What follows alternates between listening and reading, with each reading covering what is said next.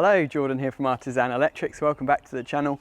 Today I want to make a little video for you about the 10 things that you need to know if you want to get an electric vehicle charging point installed, because we get customers coming to us all the time and they want a charge point installed but they just don't know where to start. So hopefully this video will be of benefit to you. If it is, don't forget to hit the thumbs up button and subscribe to the channel for more regular video updates.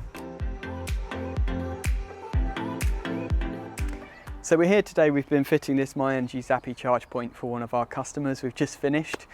And one of the first things that we need to know if a customer approaches us to have an electric vehicle charge point installed is what is the size of the main cutout fuse. So when you approach an electrician or electrical contractor to get a charge point installed, you'll need to tell them what the size of your main cutout fuse is. And for most homeowners, they don't even know that they have a main cutout fuse or where it is.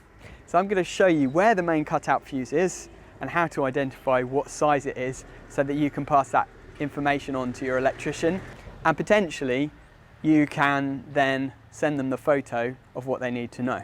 Let's go to the meter box, because usually your main cutout fuse is located in your electricity meter box. So we'll go there.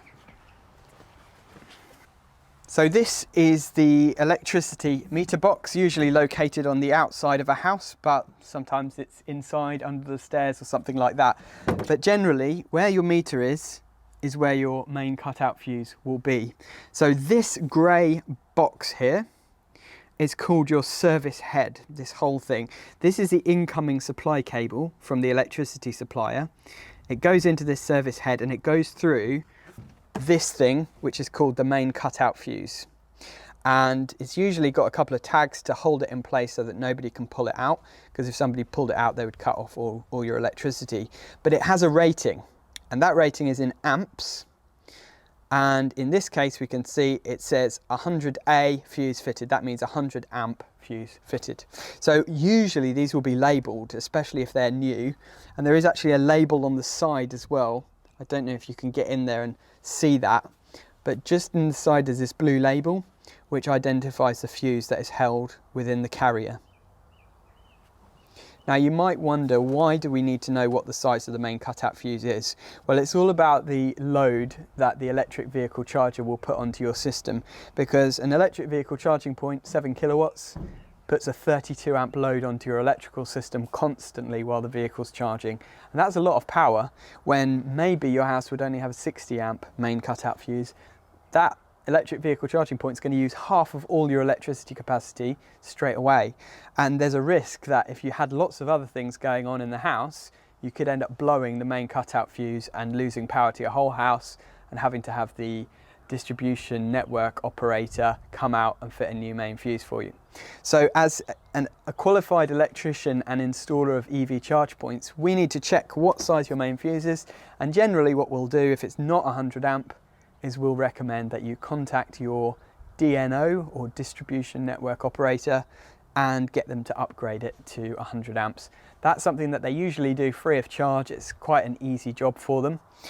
But for them to do it, they'll need to do a couple of things. So let me talk to you about that. These things, these brown and blue cables, are what's called your meter tails. So you've got meter tails coming from the main cutout into the meter, out of the meter into a main isolator switch, which this is to shut down the power for the whole house, so that if anyone's working on the consumer unit, they can do that safely. And then out of this main switch, it goes to the consumer unit. All of these tails need to be 25 square millimeters cross-sectional area. So that's the cross-sectional area of the copper inside the cables needs to be 25 millimeters squared. If your fuse is only 60 amp and it's an older property, it's quite likely that these tails will only be 16 millimeters squared. And that means that you'll need to get the tails upgraded before the main cutout fuse can be upgraded to 100 amp. So that's something that UK Power Networks or whoever your DNO is, they can check that, or you can get an electrician to check that. And often your electrician, if you send him a picture of this, he will be able to identify from the picture the size of the main tails and tell you whether they need upgrading or not. So that's one thing. Size of the main cutout fuse, you need to give that information to whoever's planning to install your EV charge point. And if it's not 100 amps already, it's worth just trying to get it upgraded. The other question that you will be asked is, do you have a looped service? And again, most people like, what on earth is a looped service? A looped service is where your supply cable here comes in and then potentially another one goes out to the property next door. So you'd have a cable coming in and a cable going out. That would mean that your house and the neighbour's house are both sharing the same main supply cable. And if you do have a looped service, then that can mean that there's a limit on the amount of power that you can actually take, and they might not be able to upgrade your main fuse. So when your electrician asks you, do you have a loop service, it's worth just checking. Do you have one cable coming into the cutout, or do you have two? If you have two, you're probably on a loop service.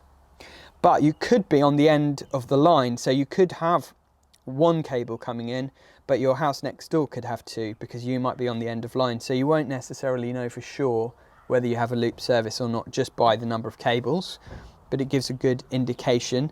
And you can ask your UK Power Networks or whoever your distribution network operator is, you can ask them and they will know from their records if you have a looped service or not. Another bit of information that you need to give to your electrician in order for them to register your installation with the distribution network operator is your MPAN number. That's MPAN. And what that is your meter point access number, I think the A is, I'm not sure. Sometimes they call it a meter point reference number. It's basically the identification number for your electricity supply, and it will be on your electric bill, and it's a number that's kind of like in a rectangular box divided into smaller boxes. It's like an 18-digit number or something, quite long. That is the number that you need. So if someone asks you for an MPAN number, then just get your electric bill out and take a photo of the number that's on your electric bill in the rectangular boxy thing, and then send that to your electrician, and that will satisfy that requirement. The next thing that we need to talk about is earthing and bonding, because any good electrician who's adding a significant load to your house will need to do a few safety checks to make sure that the existing installation is safe to connect to. And one of those things is we need to make sure that the main bonding is installed to the water and gas pipes and any other incoming services. So I'll show you how you can identify that now. So we'll take the long trip to the gas meter. We'll just open this gate here and we'll get this gas meter box open, because we need to check if you've got gas at your property, has the gas been bonded? And the simple answer here is yes. So this is what we mean by a gas bonding connection. You have this green-yellow cable, which is quite thick. It's 10 millimeters squared cross-sectional area, and it has what we call an earthing clamp or bonding clamp installed to clamp on to the main pipe just after it leaves the gas meter. Sometimes it's done in the box here, or sometimes it's done just where it comes into the property on the inside of the house. So you'll need to check that, and the great thing you can do to help your electrician is just take a photo of it and send it to him. Then he knows that he doesn't have to worry about installing bonding to your gas while he's there, because that can add a significant cost to the installation if that has to be done at the same time as the charge point. The other service that needs bonding is the water, so we'll go inside and I'll show you the water bond. So now we're inside, we're going to find the main stopcock for the water, which is the internal one within the house where you turn all the water off for the house. And in this house, it's in this cupboard here.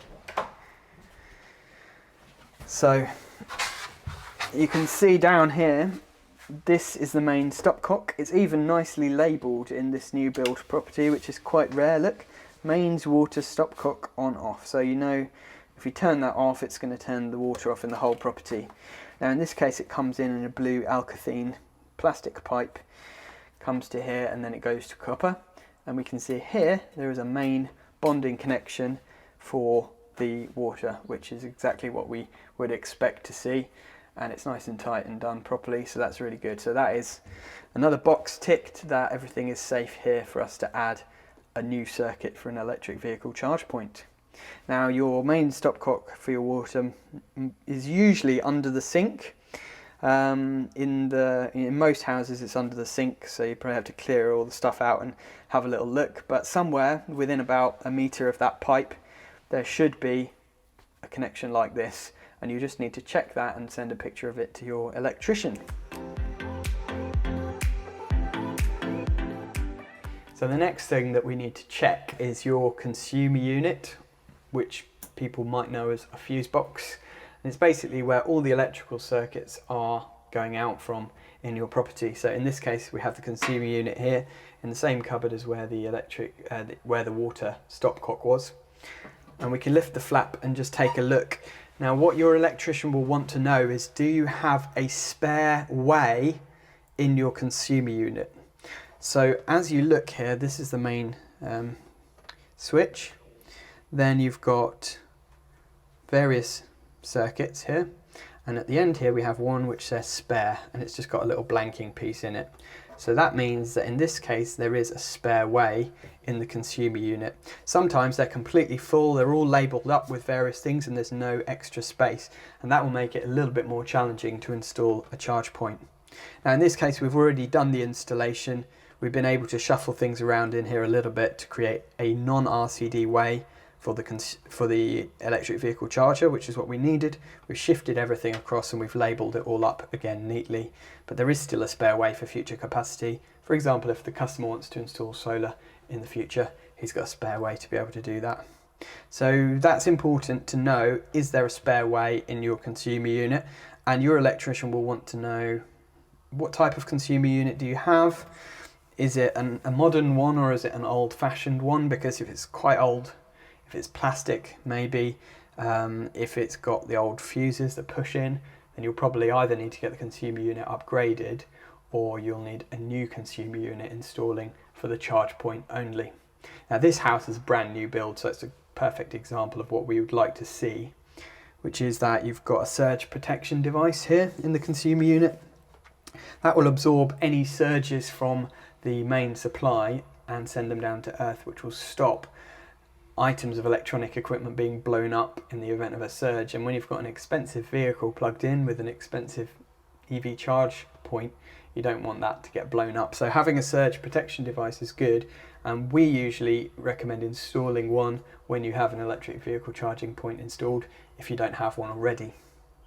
But what if you've got no spare ways in your consumer unit? What can be done? Can you still get a charge point installed? Well, yes you can, but probably what will need to happen is the electrician will need to install an additional consumer unit, maybe just a small one, next to your existing consumer unit. So the question he would ask is, do you have space near the existing consumer unit to add a new consumer unit? And in this case you can see there's not really a lot of space because the gap here is too small. There's pipes here on the other side. We probably would struggle to fit something in below.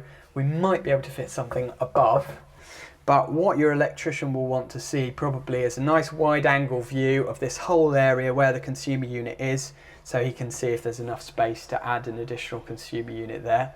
And if there isn't, then he might need to think outside the box and try and find a different location to put the new consumer unit. But that's important to give those kind of photos, or obviously when he comes to do the survey, if he comes to do a physical survey, he'll be able to have a look at that and tell you what is possible and what is not possible.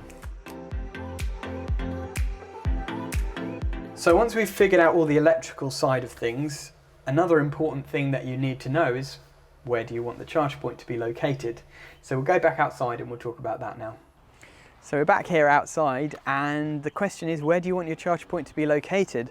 For most people, they've got their own driveway or parking space and they've got a wall and they think, okay, like whereabouts on the wall should I put the charge point? To plan the right location, what you really need to know is what your vehicle is going to be and whereabouts on the vehicle will the charge port be located. So for example, on this job, if you know what the vehicle is, it's a Tesla Model 3, and the customer probably will be reversing their vehicle in like this into this parking space. I've got my Tesla here right now because I've been working out of it today and I've parked it the other way, so the charge point is right on the far side. But if we flipped it around and reversed in, The charge point of the Tesla is on the left rear, which is about here. So that is perfect for us to put the charging point here, and then all we have to do is unwind. We probably don't even need the full 6.5 meter length of cable, and we can just plug in to the rear charge left-hand side charge port on the vehicle. So that's ideal. What you want to think about is where will the cable trail when you're plugging in the vehicle, because you don't ideally want it trailing across anywhere that somebody might trip over it. So you need to think about that, and ideally just keeping the cable length as short as possible from the charge point to the vehicle. So there's a little bit of thinking behind that, but then you've also got to think about aesthetics. So where will it look nice? In this case, we've lined it up with the sign of the house so that it's directly below the house sign. There's a rule about what height it needs to be, so your electrician will have to fix it at a certain height. He won't be able to put it super low like this or super high, because that's not acceptable according to the regulations. So this is about the height that it needs to be installed to the regulations. Then once you know where you want your charge point to be, you've got to think about the electrician's cable route. How are they going to get a cable from the consumer unit to the charge point? So we'll talk about that next. So the electrician's going to have to figure out how to get a new cable from the consumer unit to the charge point. And that varies massively from installation to installation. This one is probably one of the easiest we've ever done, because the consumer unit is just behind there. It's about 2 or 3 meters of cable, and we were able to drill through the wall at an angle, come out exactly where we wanted it, just below the consumer unit. But most installations aren't that simple, and there's a lot of thought that needs to go into the cable route to make it as neat as possible, but also compliant with the regulations and safe.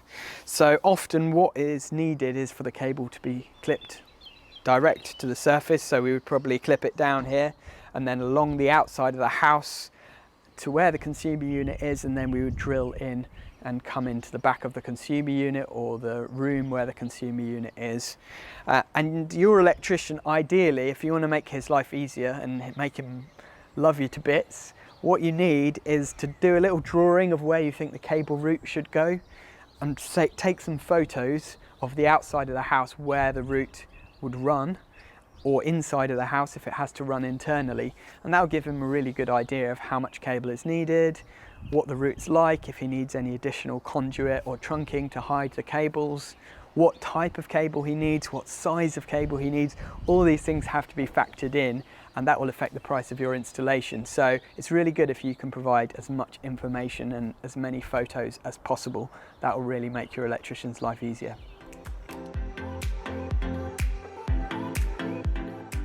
So I have a lot of customers who say to me, I want a 22 kilowatt charger, I want the fastest possible charge for my house, because I've got a Volkswagen E-Up that I want to charge up within 10 minutes.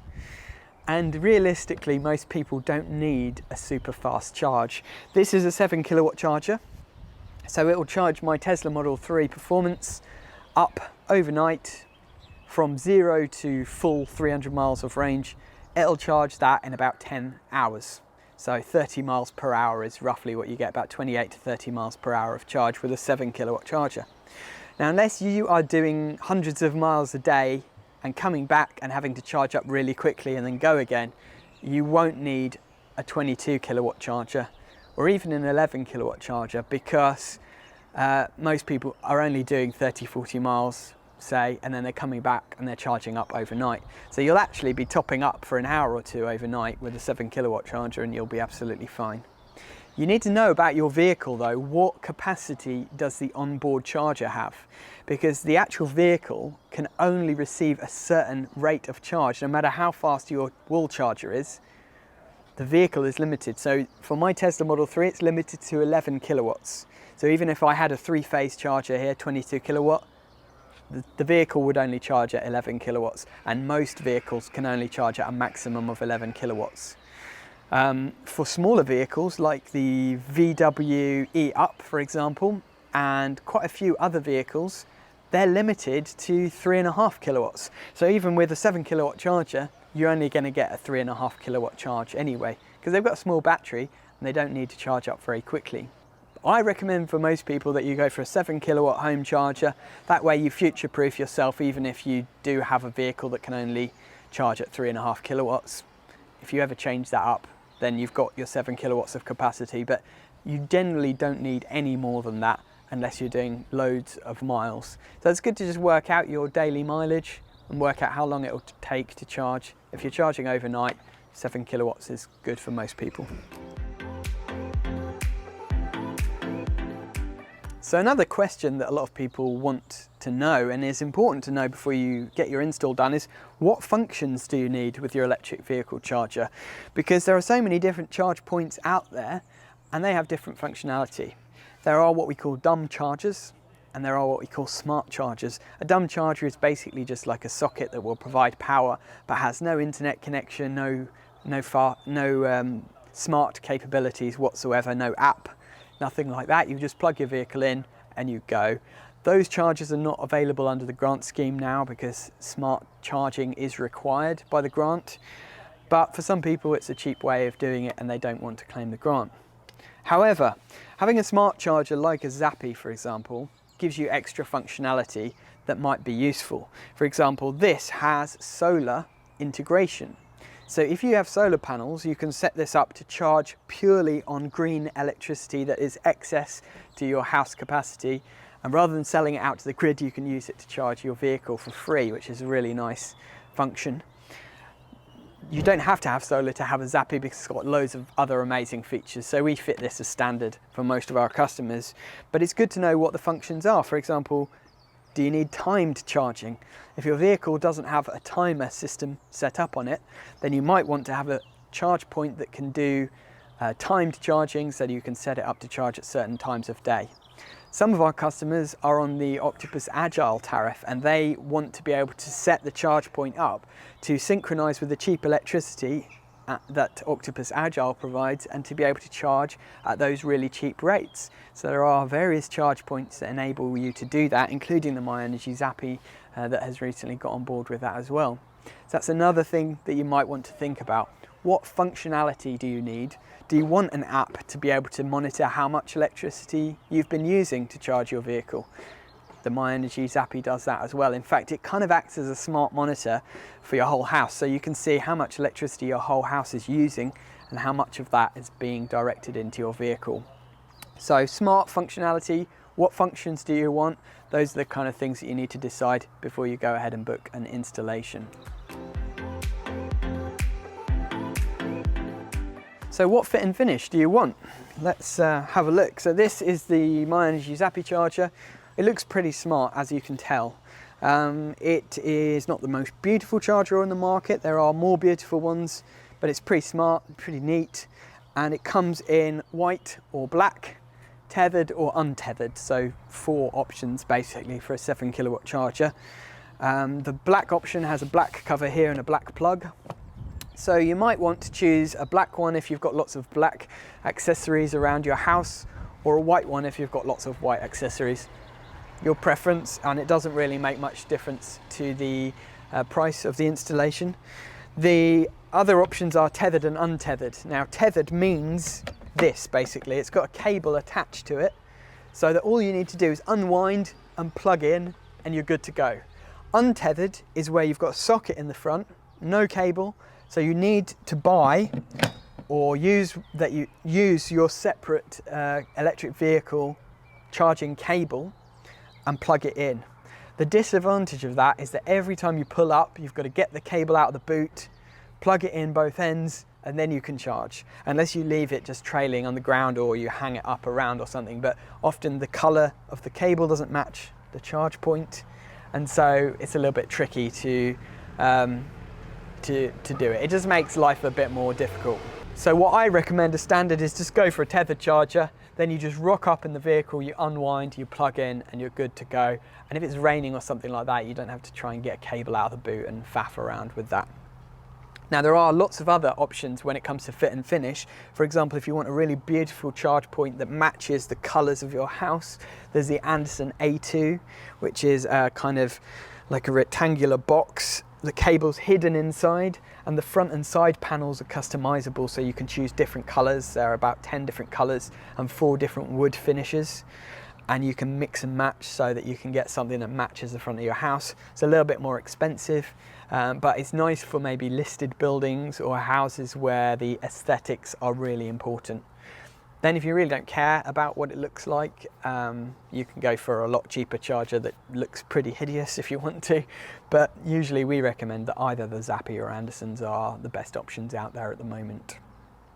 So I hope that answers all your questions, and you know a little bit more now about what to provide your electrician in terms of information when you want to get an electric vehicle charging point installed. All these things are really important to plan your install, to get it done properly, safely.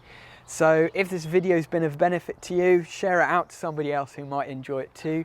Hit a thumbs up if you haven't done so already, and subscribe to the channel for more great videos coming soon. Thank you for watching, and have a great day.